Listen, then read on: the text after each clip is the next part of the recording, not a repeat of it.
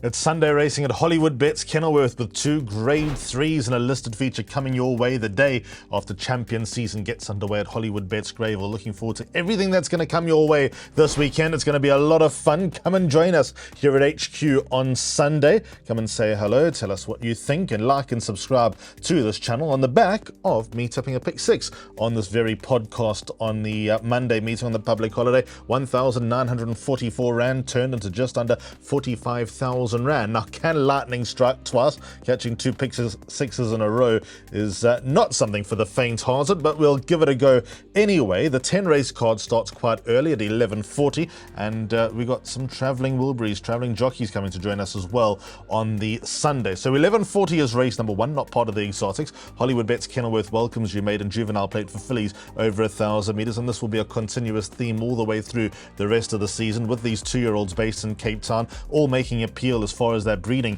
is concerned. Some of them putting up some wonderful performances to date and look ready to win. So I think we're going to separate a lot of wheat from a lot of chaff over the next few months, and we could potentially be looking at some very smart horses going into the end of the year, which is of course very exciting here in the Western Cape. Let's dissect the form. Let's have a look at the rerun of She's My World from the 16th of April when she ran second behind Match That. Match That, of course, runs in the Winter Nursery later on the card, so you got to suspect that there's high expectations for Match That as a racehorse. Now, She's My World gets the services of Richard Fareed. Justin Snaith trains his daughter of One World. She came back from a 3-month break last time out, put up a lovely run behind Match That. She was just outrun. For me, she probably needed the run. You could also make the argument that Match That is certainly not the finished article by any stretch of the imagination yet, but She's My World would come forward with that run under the belt, and she would naturally be one of the leading lights in the opener on the card. We know that that experience counts for a lot, but the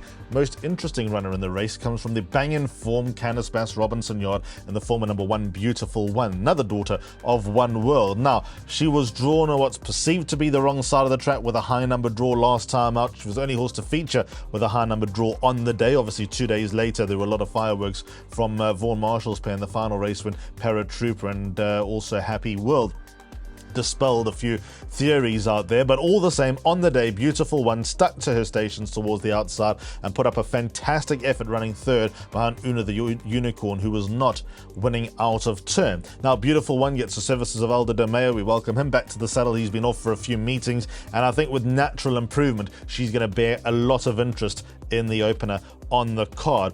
All these first-timers make a lot of appeal, so they're not necessarily going to be ignored from my side. I think the one that makes the most appeal as far as the breeding is concerned would be number 4, Clouds Clearing, another daughter of One World, a half-sister to a horse that's just about ready to win in Joburg. Craig Zaki takes around. Nick Johnson owns bred at the Fastfontein stud. So he's singing the One World theme in race number 1 on the card at Hollywoodbets Kenilworth, and I think the way to make a little bit of money before the exotics gets underway, box swingers 1 and 12, Beautiful One and She's My World.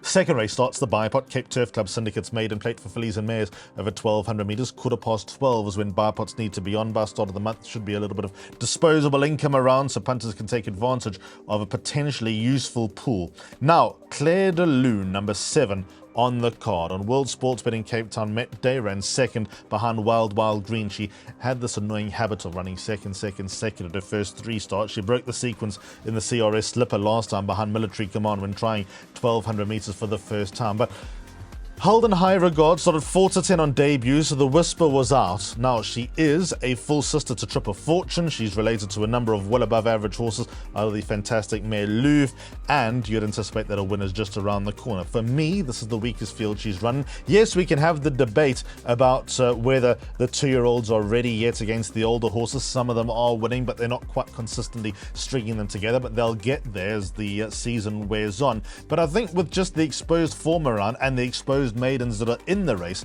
number 7 Claire de Lune has her best opportunity to taste victory. Funny enough, her best start was her debut when Richard Fareed rode her, and he's back on board, this daughter of Trippy. The comments about the first time of the stable companion number 8 Hazel Green in the front of the card suggest that she'll come forward with a run under the belt, so I'd probably swerve her first time out. And as mentioned, there's a lot of exposed first timers here, with the exception of number 5 Ricky Tiki Tavi. trained by Andre Nel Kornayorfa, takes a ride, but has been off since the start of the year. Was a little bit stiff first time out, was Rikki Tikitavi, so she should also take a step forward and be wiser at her second start, but will she need the run? That's going to be the big burning question. Suppose you could also say number 7, Claire de Lune, might be one step behind the 8 ball as well. But all in all, when it comes to race number 2, I think number 7, Claire de Lune, is going to take a ton of beating. So I'm going to put her up as a win bet. I think she's a bar pot banker, and she should be the one in the number 1 box under the archer at Hollywoodbets Kenilworth just after 12:15. Race number 3 starts the place accumulator. P3 Racing Syndicate Open Maiden over 1,800 metres. This gets underway at 10-1. Now, might be an open maiden, which does hint at a weaker style of maiden. But for me, they're 4 horses that hold very strong claims in the race. The one that I think that has the strongest claims is Past and Present.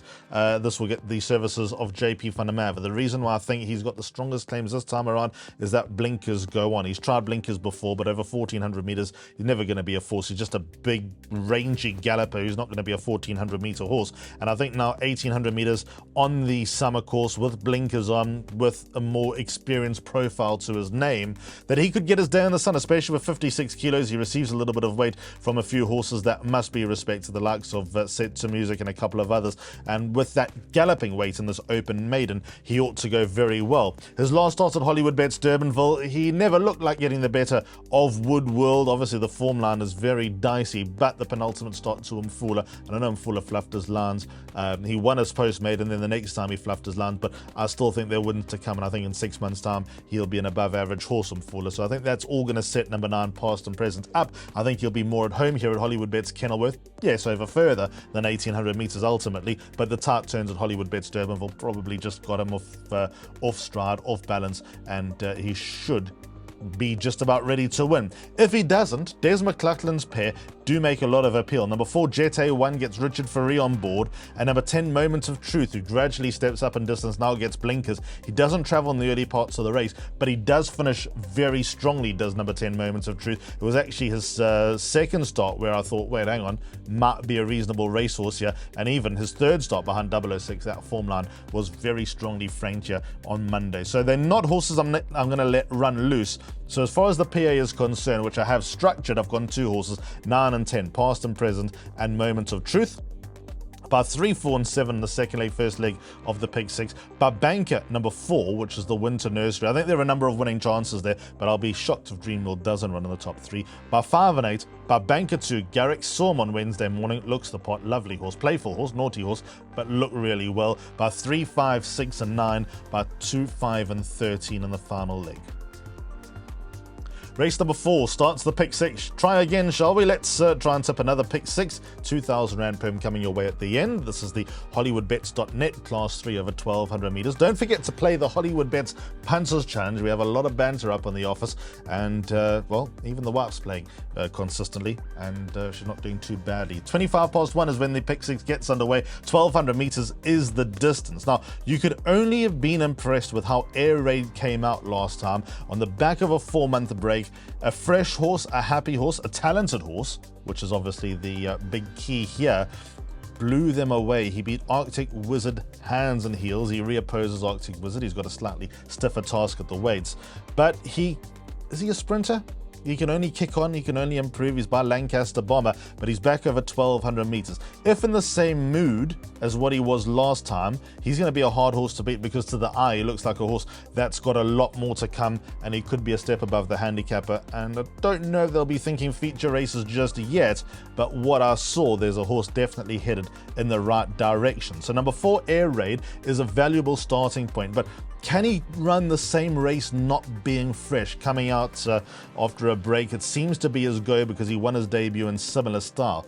So if he does have vulnerabilities, I think he's his own worst enemy, and I think that might open it up for quite a few other horses. Number 3, Please Be True. Seriously talented horse. Is he at his best over 1,200 metres? Maybe not. Probably looking for a little bit further, but his win last time over Boogie Fired by a short head was full of merit, and I'm a fan of number 3, Please Be True, so I'm loath to leave him out. Then we got number 5, Mauritius Kestrel. Adam Marcus's comments on Perfectly Placed will be very interesting. The drop and trip, I think, is going to be ideal. The comments that Adam gave, that corner he also gave him after the last start were encouraging, and I was rating of the high 90s. I know that he ran off the same mark last time, but maybe just finding that happy medium. They might have found it now down the straight over 1200 meters. So number 5, Mauritius Kestrel, who I was keen on last time, gets another vote of confidence. And then, if we're talking about air raid the way that we are, number 7, Arctic Wizard, has to get into the mix. Muzi again, he takes the ride for Greg Enion. Greg Enion's yard is just a smidge away from popping, so watch out for number 7, Arctic Wizard, putting his best forward and going close. So here's the pick 6 that I've tipped up. 2,000 Rand is the spend. Race number 4 is when it gets underway. Obviously 3, 4, 5 and 7, by 4, 5, 6 and 8, by 2, 5, 7, 8 and 10, but Banker 2 Garrix, the day revolves around him. Penultimate leg, race 8, 2, 3, 5, 6 and 9, by 2, 4, 5, 6 and 13. Race number 5, first of the feature races, the Grade 3 Winter Nursery off at 2 o'clock, 1100 meters is the distance. Lovely race, lovely 2-year-olds involved here. And it'll be interesting to see who comes out on top, who's the most ready, likely sprinter to sweep all before for the rest of the season. I think we've got quite a few angles to work with here. Let's have a look at Dreamworld and see what he got up to. This is the run in the CRS Cape Slipper when finishing second behind Military Command. I know Military Command ran at Hollywoodbets Scottsville a week ago, and for me, probably didn't enjoy the distance, didn't look too comfortable at Hollywoodbets Scottsville first up, but he's a horse that I'm definitely going to keep in mind going forward. He's got wins to come, because any horse that can do what he did in Cape Town and the way that he did it, there's got to be wins to come. It was a first run in Durban, he just travelled. They tend to run flat when they go home for the first time, and I think that when we get to the day that really matters at Hollywoodbets Scottsville, Military Command is definitely worth a second glance. Now, Dreamworld, there's a bigger picture here. Vaughan Marshall says as much in Perfectly Placed. Gavin Larena takes it right. His debut win was so good, beating Good For You. And did you see Good For You's run at Hollywoodbets Scottsville a week ago? That's got to stick in the back of your mind. Got a big reputation. He's got to start doing things, but he's only had 2 starts. Give him the benefit of the doubt. And I think number 4, Dreamworld, is an exciting horse going forward, win, lose or draw. But the same can be said about quite a few in this race. Number 6, All the Rage, the half-brother to Lapulga, who runs later on, holds an entry for the Hollywoodbets Durban July. Absolutely dotted up, won like a true professional on debut behind Star Major. Alder DeMay is back on board for Candice Bass Robinson. Any amount to come. He's in the colours of What a Winter, those of Guy Shirtliff. Good to see the sons of Marsh involved here, Guy and Mark. And number 6, All the Rage, got to be some sort of player as well. He can make any amount of improvement. There's number 5, North Point. Also got to be very much in the mix. What he's done in his last 2 starts has been nothing short of sensational. And number 8, Match That. Fillies have a good record in this race. Richard Faree takes the ride. If She's My World wins race 1, that's got to be a distinct possibility. Number 8, Match That, definitely gets into the play as well. And I'm not sure that the class stops there. I think those are the winning chances, but I'm not sure the class stops there. Box Swingers, race 5, 4 and 6, Dreamworld and All the Rage.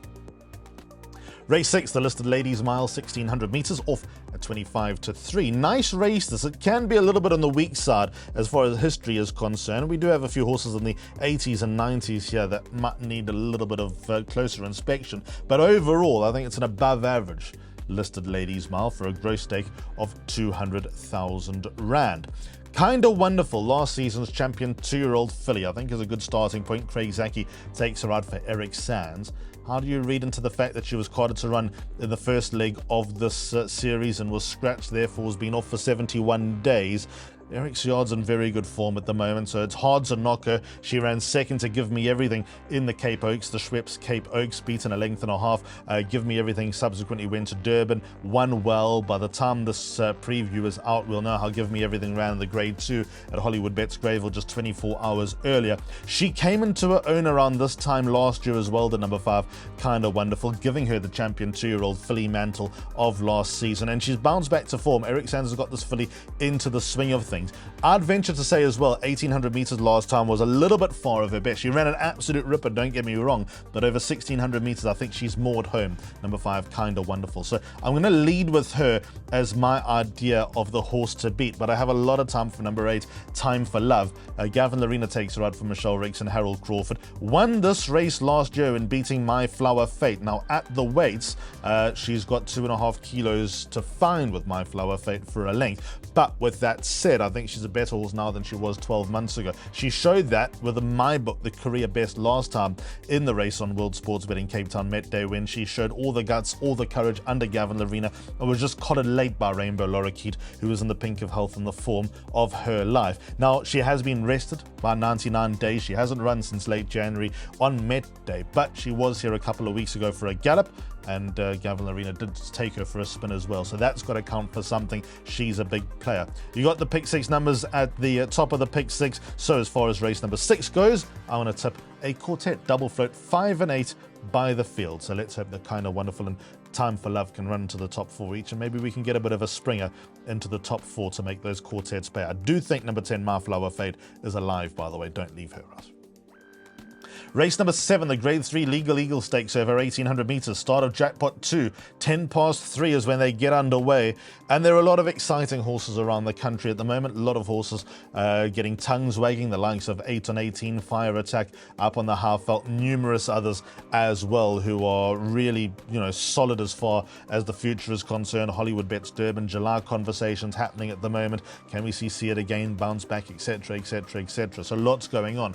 But a horse that doesn't hold an entry for the Hollywoodbets Durban July, but a horse that many people are touting as a serious horse going forward, is Garrix. He's number 2 on the card. Gavin Lerena down to 55.5 kilos to ride the son of Vercingetorix for the first time. I'm a big fan. I always have been. Let me tell you why.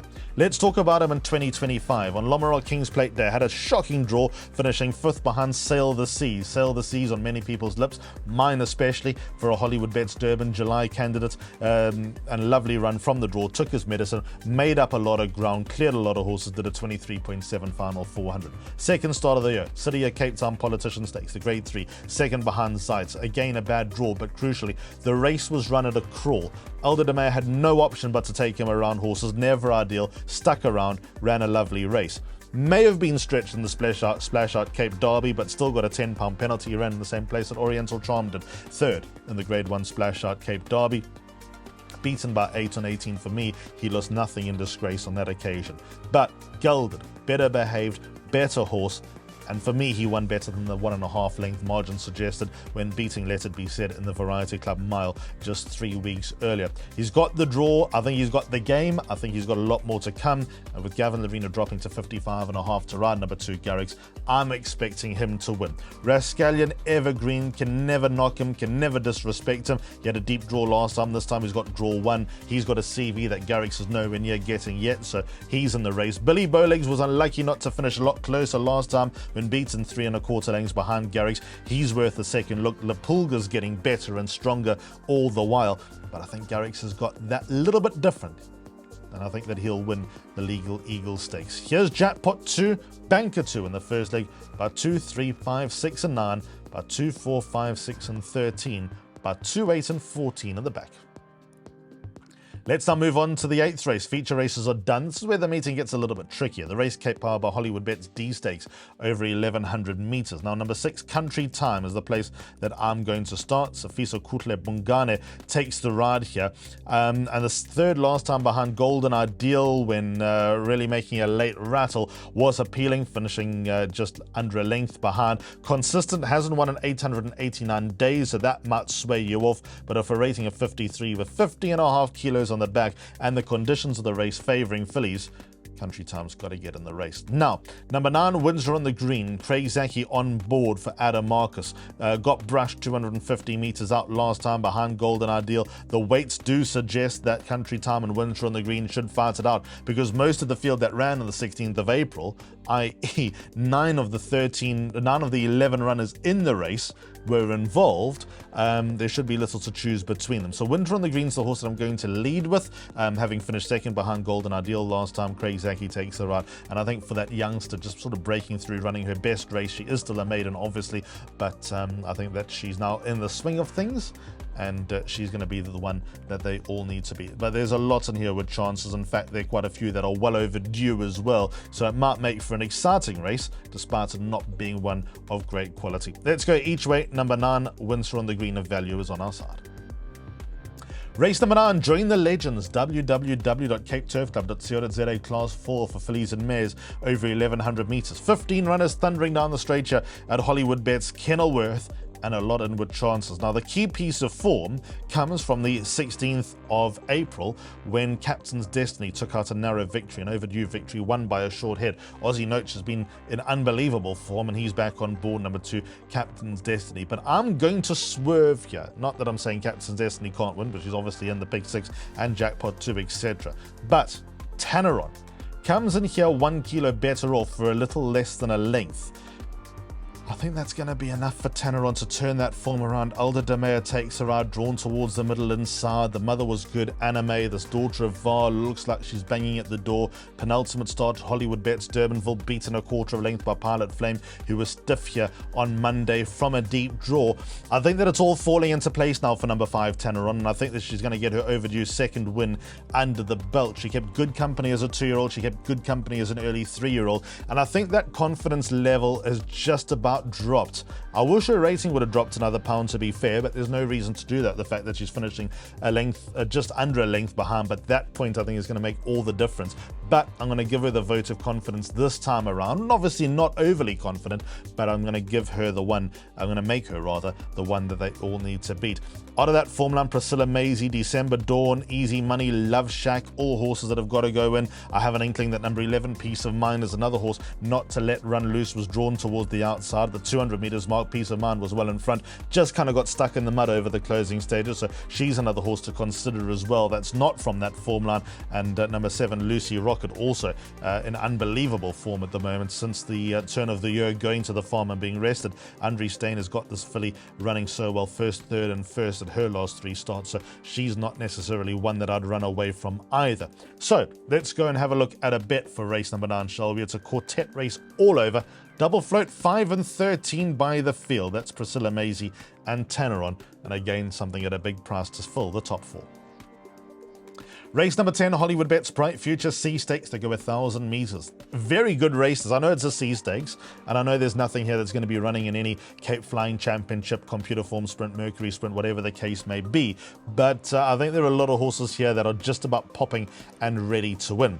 Let's have a look at the US of A from the 14th of April. Paddy Crayer, Richard Faree team up. First run from a 3-month break and put up a lovely performance, finishing second behind Crown Hornbill. He may have just needed the run, but what strikes me most about the US of A, yes, he's overdue a second career win, and I know that the owner's a bit surprising that he hasn't racked up that second career win, but he's got the best turn of foot in the race. He showed that on Splash Out Cape Derby Day last year when work rider William Bambiso rode him. He came out slowly, and then all of a sudden he was in front when William just let him go, and he was only collared late. Richard Faree rode him not the same way, but also exposed him pretty early at his next start, where again he turned it on from absolutely nowhere, give him a little bit of rain, and all of a sudden this horse can quicken. Now Richard knows him well. He's ridden him 4 times for a win and 2 places, and to be fair, in his penultimate start things didn't quite go according to plan. I think that now Richard's got a good feel, a good taste, and knows how to ride the son of the United States, that he's going to show that turn of foot and at the right time. It's all about timing, and who better than Mr. 378 to produce number 8, the US of A, at the right time. If he doesn't win, I think he'll go very close, and if he has any dangers, I think they're quite a few. Number 2, Tough Terrain, will be coming from the same space, but with 64 kilos on the back, he's capable with any weight, and I think he's capable at a higher level. But again, you just got to time him right. Moosey's on board.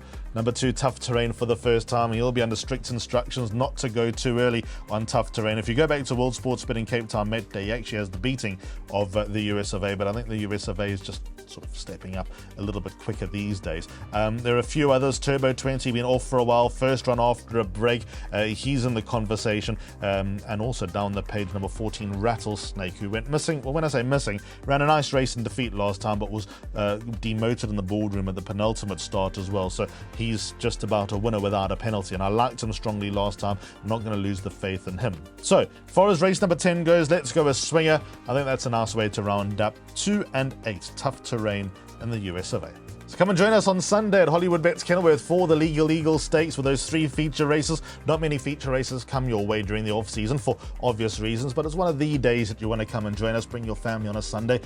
Book a table. You know what to do. Come and enjoy the sights, the sounds, the smells and the tastes of Hollywoodbets Kenilworth on a Sunday, and come and hopefully see Garrix and a whole lot of promising 2-year-olds strut their stuff. Just as far as Hollywoodbets Durban July is concerned, those tickets are on sale. You can get involved, get in touch, book your place at Hollywoodbets Grave on the first Saturday of July. Obviously, those nominations are out. Anti-post betting is very much well and truly in the swing of things, and by the time this meeting gets underway, everyone will kind of have a different opinion, or maybe the same opinion, but there'll be a lot more bets being struck. So, yep, that's pretty much the story as far as Africa's greatest horse race is concerned. A lot more water to flow under the bridge. There might be a couple of horses that are involved in this meeting. They'll be making their trip up the N2 to try and taste some big success in Durban in the coming months. Looking forward to it all. We'll see you at Hollywoodbets Kenilworth on Sunday. Come and join us. Come and say hello. Goodbye.